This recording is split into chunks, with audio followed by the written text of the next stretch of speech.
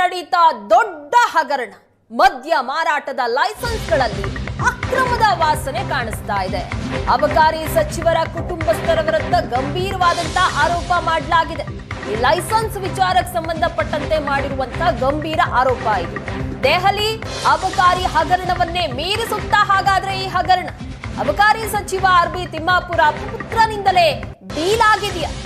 ರಾಜ್ಯ ಬಿಜೆಪಿ ಪ್ರಧಾನ ಕಾರ್ಯದರ್ಶಿ ಪಿ ರಾಜೀವ್ ಅವರು ಮಾಡ್ತಾ ಇರುವಂತಹ ಆರೋಪ ಇದು.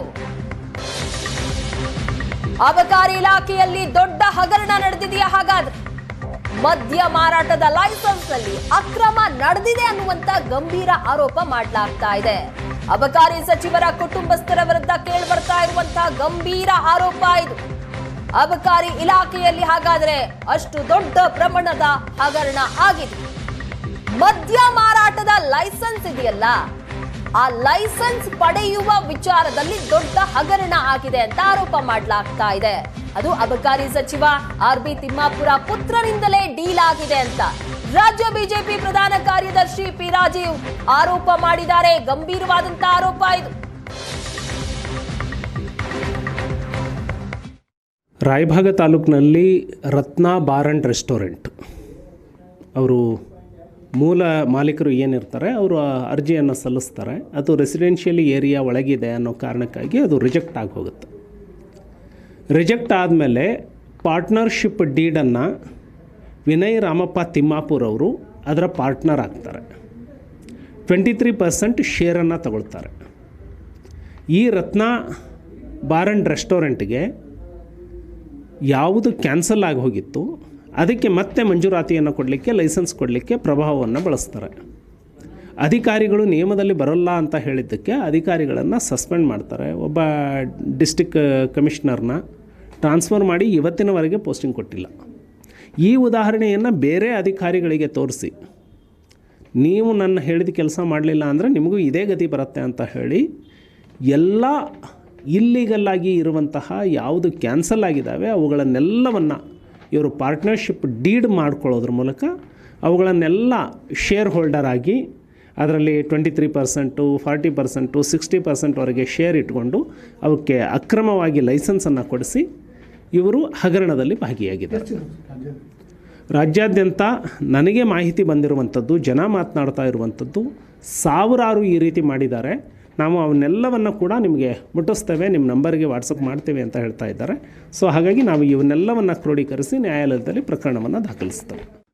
ಈ ಬಗ್ಗೆ ಹೆಚ್ಚಿನ ಡೀಟೇಲ್ಸ್ ಕೊಡ್ತಾರೆ ನಮ್ಮ ಪ್ರತಿನಿಧಿ ಅನಿಲ್. ಈಗ ಅಬಕಾರಿ ಸಚಿವ ಆರ್.ಬಿ. ತಿಮ್ಮಾಪುರ ಪುತ್ರ ವಿರುದ್ಧ ಮಾಡ್ತಾ ಇರುವಂತ ಆರೋಪ ಇದು. ರಾಜೀವ್ ಅವರು ಒಂದು ಲೈಸೆನ್ಸ್ ಕೊಡೋದಕ್ಕೆ ಸಾಧ್ಯ ಇಲ್ಲ ಅಂತ ರಿಜೆಕ್ಟ್ ಮಾಡಿದ್ದಕ್ಕೆ ಆರ್.ಬಿ. ತಿಮ್ಮಾಪುರ ಅವರ ಮಗ ಸೇರ್ಕೊಳ್ತಾ ಇದ್ದಂತೆ ಪಾರ್ಟ್ನರ್ಶಿಪ್ ನಲ್ಲಿ ಅದಕ್ಕೆ ಪರ್ಮಿಷನ್ ಸಿಕ್ಕಿದೆ ಅಂತ. ಯಾವ ರೀತಿಯಾಗಿ ಪ್ರಭಾವ ವರ್ಕ್ ಆಗಿದೆ ಇಲ್ಲಿ ಅಂತ? ಹೌದು ಪ್ರಗತಿ, ಬೆಳಗಾವಿ ಜಿಲ್ಲೆಯ ರಾಯಬಾಗ ತಾಲೂಕಿನ ಕುರ್ಚಿ ಪಟ್ಟಣದಲ್ಲಿ ರತ್ನ ಬಾರ್ ಅಂಡ್ ರೆಸ್ಟೋರೆಂಟ್ ಏನಿದೆ, ಇದು ಮುಂಚೆ ಏನು ಜನವಸತಿ ಪ್ರದೇಶದಲ್ಲಿತ್ತು. ಈ ಕಾರಣಕ್ಕೆ ಅದನ್ನ ಆ ಒಂದು ಲೈಸೆನ್ಸ್ ಅನ್ನ ಅಬಕಾರಿ ಇಲಾಖೆ ಹಾಗೆ ಸಂಪರ್ಕದಲ್ಲಿ ಸ್ವತಃ ಆರ್.ಬಿ. ತಿಮ್ಮಾಪುರ ಅವರೇ ಅಬಕಾರಿ ಸಚಿವರೇ ದೂರವಾಣಿ ಸಂಪರ್ಕದಲ್ಲಿದ್ದಾರೆ. ಸಚಿವರೇ ನಮಸ್ಕಾರ. ನಮಸ್ಕಾರ. ಆರೋಪ ಕೇಳಿ ಬರ್ತಾ ಇದೆ, ರಾಜೀವ್ ಅವ್ರು ಮಾಡ್ತಾ ಇರುವಂತ ಆರೋಪ ಇದು. ಕುಡ್ಚಿಯಲ್ಲಿರುವಂತ ರತ್ನ ಎಂಟರ್ಪ್ರೈಸಸ್ ಬಾರ್ ಅಂಡ್ ರೆಸ್ಟೋರೆಂಟ್ ಗೆ ಮೊದಲು ಅನುಮತಿ ಕೊಡೋದಿಲ್ಲ ಲೈಸೆನ್ಸ್ಗೆ, ಆದ್ರೆ ನಿಮ್ ಮಗ ಅದರ ಪಾರ್ಟ್ನರ್ಶಿಪ್ ತಗೊಳ್ತಾ ಇದ್ದಂತೆ ಅನುಮತಿ ಕೊಟ್ಟಿದ್ದಾರೆ ಅಂತ ಆರೋಪ ಮಾಡ್ತಾ ಇದ್ದಾರೆ, ಪ್ರಭಾವ ಬಳಸಿದ್ದಾರೆ ಅಂತ. ನೋಡಿ, ನಮ್ಮ ಮಗ ಫಸ್ಟ್ ಆಫ್ ಆಲ್ ಆ ಕಂಪನಿಯಲ್ಲಿ ಇಲ್ಲ, ಅದೇನವ್ರ ಸಂಸ್ಥೆ ಇಲ್ಲ, ಅದರಲ್ಲಿ ಇಲ್ಲ. ತಿಮ್ಮಾಪುರ ಅವರೇ ಜನವರಿ 2024ರಲ್ಲಿ ಅರ್ಜಿ ಸಲ್ಲಿಕೆ ಮಾಡಿದ್ದಾರೆ. ಅರ್ಜಿ ಸಲ್ಲಿಸಿದ ನಂತರ ರಿಜೆಕ್ಟ್ ಆಯ್ತು. ರಿಜೆಕ್ಟ್ ಆದ ನಂತರ ನನ್ನ ಮಗ ಇದು ಬ್ಯಾಡವೇ ಬೇಡಪ್ಪ, ನೀವು ನಾವು ಲಾಜಿಂಗ್ ನಡೆಸ್ತೀವಿ ಅಂತೇಳಿ ಏನೋ ಬಂದಿತ್ರಿ. ಈಗ ಬಾರಿಗೆ ನನ್ನ ಕಡೆಯಿಂದ ಅರ್ಜಿ ಹಾಕ್ಸಿ ನಾವು ಒಳ್ಳೆ ಅಂತೇಳಿ ರಾಜೀನಾಮೆ ಕೊಟ್ಟ. 2ನೇ ಸಲ ಅವರು ಅರ್ಜಿ ಹಾಕ್ತಾರೆ. ಆವಾಗ ಇವರು ಈಗ ಇವಾಗಿಂದ ಅವನು ಕಂಪ್ನಿಯಲ್ಲಿ ಇಲ್ವೇ ಇಲ್ಲ. ಅಂದ್ರೆ ಅವ್ರ ಜಾಗದಲ್ಲಿ ಈಗ ಮೊಹಮ್ಮದ್ ಯೂಸುಫ್ ಶಂಶುದ್ದೀನ್ ಅನ್ನೋರ ಹೆಸರನ್ನ ಸೇರಿಸಲಾಗಿದೆ. ಅಂದ್ರೆ ಈಗ ಸಚಿವರ ಮಗನ ಹೆಸರಿದ್ರೆ ಪ್ರಭಾವದ ಮೇಲೆ ಮತ್ ಪಡ್ಕೊಂಡ್ರು ಅಂತ ಆರೋಪ ಬರುತ್ತೆ ಅನ್ನುವಂತ ಕಾರಣಕ್ಕೆ ಹಂಗಾಗಿ ಬೇರೆ ಹೆಸರು ಹಾಕಿದ್ದಾರೆ ಅಂತಿದ್ದಾರೆ. ನೋಡಿ, ಅವ್ರು ಯಾರ ಕಂಪ್ನಿ ಸೇರ್ಕೊಂಡ್ ಮಾಡ್ತಾರೆ ಅವ್ರು ಬಿಟ್ಟು ಕೊಟ್ಟದ್ದು. ನನ್ನ ಮಗ ಆ ಕಂಪ್ನಿಯಲ್ಲಿ ಇಲ್ಲ. ತಿಮ್ಮಾಪುರ ಅವರೇ, ಇದು ರಾಜೀವ್ ಅವ್ರು ಮಾಡ್ತಾ ಇರುವಂತ ಆರೋಪ ಏನು ಅಂದ್ರೆ ಕಂಪ್ನಿ ರಾಜು ಅವ್ರಿಗೆ ಬೇಸ್ಲೆಸ್ ರಿಪೋರ್ಟ್ ಮಾಡ್ತಾ ಇದ್ದಾರೆ. ನಾವು ಅರ್ಜಿ ಹಾಕಿದಾಗ ಅವ್ರೇನೋ ಅವ್ರ ಗೆಳೆಯರ್ ಕೂಡ ಮಾಡ್ಬೇಕಂತ ಹೇಳಿದಾಗ ಅವನು ಆಗ್ಲೂ ಬ್ಯಾಡ್ ಅಂದಿದ್ದಾನೆ. ಫಸ್ಟ್ ಟೈಮ್ ಅರ್ಜಿ ಹಾಕಿದ್ದಾರೆ, ರಿಜೆಕ್ಟ್ ಆದ್ಕೂಲೆ ಬೇಡಪ್ಪ ನನ್ ಸವಾಸ ಬೇಡದು ನನಗೆ ಬೇಡವೇ ಬೇಡ ಅಂತೇಳಿ ಅವ್ನು ಹೊರಗೆ ಹೋಗಿದ್ದಾನೆ. ಆ ನಂತರ ಅವ್ರು 3 ಜನ ಕೂಡಿ ಆರೋಗ್ಯ ಮಾಡ್ಕೊಂಡಿದ್ದಾರೆ. ಅದ್ರಲ್ಲಿ ನನ್ನ ಮಗನ ಪಾತ್ರ ಏನ್ ಬರುತ್ತೆ? ರಾಜೀವ್ ಅವ್ರು ಹೇಳ್ತಾ ಇರೋದು ಅಂದ್ರೆ ಬೇಕಾದವರಿಗೆ ಅಂದ್ರೆ ಇವ್ರ ಅಂದ್ರೆ ವಿನಯ್ ಅವ್ರು ಮತ್ತೆ ಹೆಸರು ಹಾಕಿದ್ರೆ ಸಚಿವರ ಪ್ರಭಾವದ ಮೇಲೆ ಪರ್ಮಿಷನ್ ಪಡೆದುಕೊಂಡ್ರು ಅಂತ ಆಗತ್ತೆ ಅನ್ನೋ ನೋಡಿ. ನಾವು ನನ್ನ ಮಗ ಇದ್ರ ತಾನೆ ಯಾರೋ ಮಾಡಿದ್ರೆ ನಾವೇ ಸೇರಿಸಿದ್ವಿ. ಈಗ ಎಷ್ಟೋ ಲೈಸೆನ್ಸ್ ಆಗ್ತವೆ, ಅಲ್ಲಿ ನಾವೇ ಸೇರಿಸ್ತೀವ? ಯಾರು ಬೇಕಾದವ್ರು ಅರ್ಜಿ ಕೊಟ್ಟಿರ್ತಾರೆ, ಅವ್ರು ಮಾಡ್ಕೋತಾರೆ. ತಿಮ್ಮಾಪುರ ಅವರೇ, ಸಹಜವಾಗಿ ಬರೋ ಪ್ರಶ್ನೆ, ಮೊದಲು ಲೈಸೆನ್ಸ್ ಸಿಗಲ್ಲ ರೆಸಿಡೆನ್ಸಿಯಲ್ ಏರಿಯಾ ಅನ್ನುವಂತ ಕಾರಣಕ್ಕೆ, ಈಗ ಲೈಸೆನ್ಸ್ ಸಿಕ್ತು, ಹೇಗೆ ಸಿಕ್ತು ಹಾಗಾದ್ರೆ? ನೋಡಮ್ಮ, ಅದರಲ್ಲಿ ಅವ್ರ ಏನೇನ್ ಸಕಾರಣಗಳನ್ನ ಹಾಕಿ ಪಾಪ ಅವ್ರಿಗೆ ತೊಂದರೆ ಕೊಟ್ಟಿದ್ದಾರೆ. ಅವ್ರು ಏನೋ ಅಪ್ಲೈ ಮಾಡಿದವ್ರು ನನ್ನ ಹತ್ರ ಬಂದಿದ್ರು. ಅವ್ರು ವಿನಯ್ ಒಲ್ಲೆಂದರ್ ಸರಿ ಒಲ್ಲೆಂದರ್ ಬೇಡ ಬಿಡ ಅಂತ ಹೇಳಿದೆ ನಾನು. ಅವರು ನನಗೆ 2 ವರ್ಷ ಆಯ್ತು ಸರ್ ನಮ್ಗೆ ಸತಾಯಿಸ್ತಾರೆ, ಏನ್ ಮಾಡೋಣ ಅಂತೇಳಿ ಅವ್ರು ನನ್ನ ಹತ್ರ ಬಂದಿದ್ರು. ಅಧಿಕಾರಿಗಳತ್ತಲೂ ಹೋಗಿದ್ದಾರೆ. 2 ವರ್ಷದಿಂದ ಲೈಸೆನ್ಸ್ ಯಾಕೆ ಕೊಟ್ಟಿಲ್ಲ, ಏನ್ ಕೊಟ್ಟಿಲ್ಲ, ಅಧಿಕಾರಿಗಳನ್ನ ಕೇಳಬೇಕು. ನಾನು ಕೇಳ್ತೇನೆ. ಈಗ ಮೋರೆಯವ್ರು ಇದು ಕೋರ್ಟ್ ನಲ್ಲಿದೆ, ಸ್ಟೇ ಏನೋ ತಗೊಂಡ್ ಬಂದಿದ್ದಾರೆ. ಯಾವನೋ ಪರ್ಪಸ್ ಪಕ್ಕದ ಅಂಗಡಿಯವನು ಇನ್ನೊಂದು ಅಂಗಡಿ ಬರಬಾರ್ದತ್ತೆ ಅಂದ್ರೆ ಅವರು ಕುಡ್ಕೊಂಡು ಡಿಲೇ ಮಾಡಕತ್ತಾರೇನೋ ಅಂತಕ್ಕಂಥ ಡೌಟ್ ಬರ್ತಾ ಇದೆ. ನೋಡೋಣ. ನನ್ನ ಮಗ ಅಂತೂ ಅದ್ರಲ್ಲಿ ಇಲ್ಲ.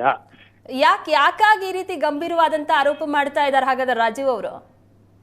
ಅವ್ರಿಗೆ ಬಿಜೆಪಿ ಅವರೆಲ್ಲ ಜಿಲ್ಲೆಗೆ ಹೋಗಿ ಏನಾರ ಎಲ್ಲಾರ ಮೇಲೆ ಸುಳ್ಳು ಸುದ್ದಿ ಹಬ್ಬಿಸ್ಕೊಂಡು ಬಂದು ಸರ್ಕಾರದ ಮೇಲೆ ಕೆಟ್ಟ ಹೆಸರು ತರಬೇಕಂತೇಳಿ ಹುನ್ನಾರ ನಡೀತಾ ಇದೆ.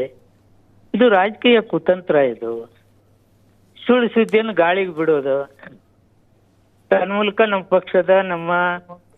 ಪಕ್ಷದಲ್ಲಿ ಇರ್ತಕ್ಕಂಥ ಸಚಿವರ ಮೇಲೆ ಕೆಟ್ಟ ಅಭಿಪ್ರಾಯ ಬರೋ ರೀತಿಯಲ್ಲಿ ಇವರು ವರ್ತನೆ ಮಾಡ್ಕೊಂಡು ಹೊರಟಿದ್ದಾರೆ. ಇವೆಲ್ಲ ಸುಳ್ಳು ಸುದ್ದಿಗಳನ್ನ ಹಬ್ಬಿಸಿ ನಮ್ಮ ಸರ್ಕಾರ ಬಗ್ಗೆ ಕೆಟ್ಟ ಹೆಸರು ತರಲಿಕ್ಕೆ ಹುನ್ನಾರ ಮಾಡ್ತಾ ಇದ್ದಾರೆ.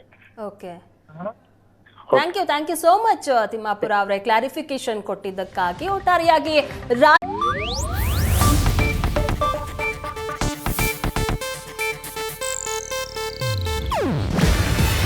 ಇದು ಏಷ್ಯಾನೆಟ್ ನ್ಯೂಸ್ ನೆಟ್ವರ್ಕ್ ಪ್ರಸ್ತುತಿ. ನೀವು ನೋಡ್ತಿದ್ದೀರಾ ಏಷ್ಯಾನೆಟ್ ಸುವರ್ಣ ನ್ಯೂಸ್.